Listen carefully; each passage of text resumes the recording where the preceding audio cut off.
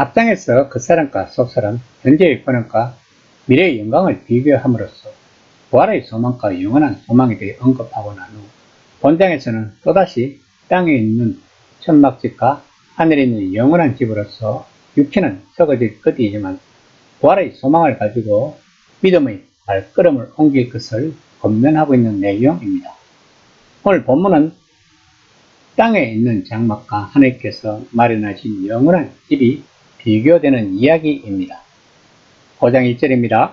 만일 땅에 있는 우리의 장막집이 무너지면 하나님께서 지으신 집, 곧 손으로 지은 것이 아니로 하늘에 있는 영원한 집이 우리에게 있는 줄 아느니라.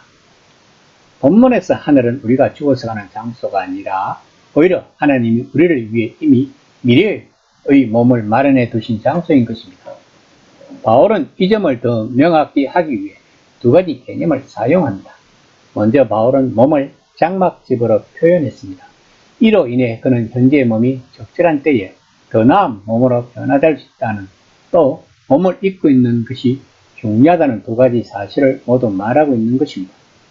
집 혹은 장막의 개념은 그에게 자아가 한 거처를 잃고 다른 거처를 얻는다고 생각할 여지를 준 것이 사실이지만, 더불어 이 개념은 이동의 목적이 완전히 몸을 포기하는 게 아님을 강력히 시사하고 있는 것입니다.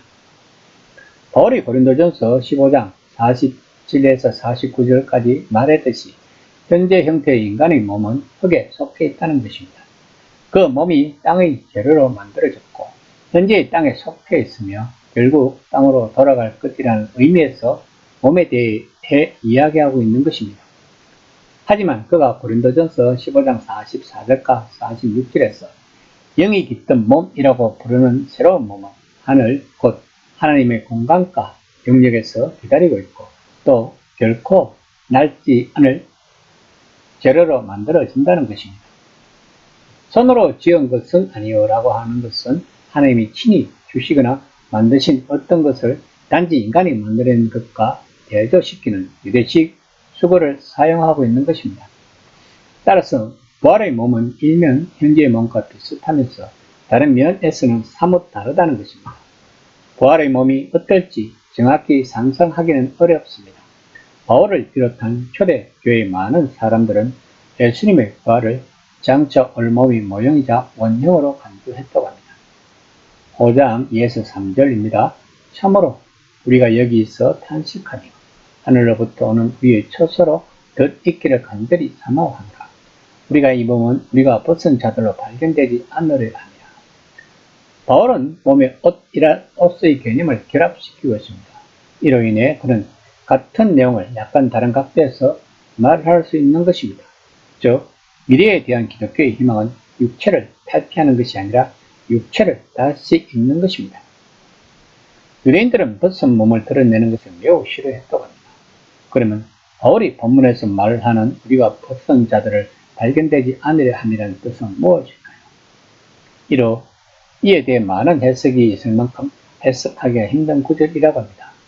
이 구절은 주숙가들 사이에 소위 중간상태, 즉 죽은 후 부활하기까지의 상태를 언급하는 것으로 생각하지만, 그러나 본문에서 중간상태를 뒷받침할 만한 근거가 전혀 없다는 것입니다. 바울은 아마도 사람들은 붉은 속이 아무 옷으로 걸치지 않는 벌거벗은 영이나 영혼으로 드러나기를 바라지 않는다고 말하고 있는 것입니다.